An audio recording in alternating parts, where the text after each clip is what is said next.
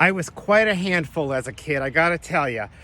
Being very entrepreneurial and thinking that I could stop at nothing to start my own business or do something. So I came down to this pond as a kid, and we used to feed the ducks here. My mother used to give us bread, and we used to stand over here, which the camera will move.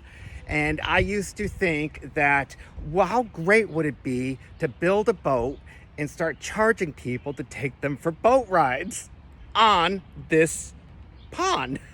If the camera ever moved. So back there, there's benches you can see, and that's where we used to feed the ducks. And there are no ducks here now because that was almost 40 years ago that there were ducks. And so what I did was I built a boat, and I wanted to bring it, and I did. I don't even know how I got it down here. We're not that far from where I grew up, but I was very good at riding my bike.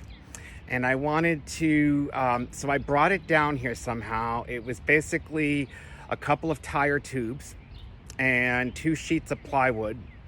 And what I did was I launched it in this pond. And my grandfather, being a contractor and building houses in the town, actually he built this complex back here. It's condos. And then right over here is an industry park. It used to be a mall, and now they kind of turned it into an industry park. You can see it right behind me there. And so this is called Glenlockin, where it's a little park that they have. And so I came down here and I decided I was going to launch my business and my boat. And so I did it in this swamp.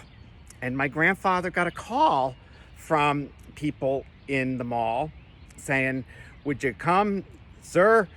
Raymond, would you come and get your grandson out of the swamp?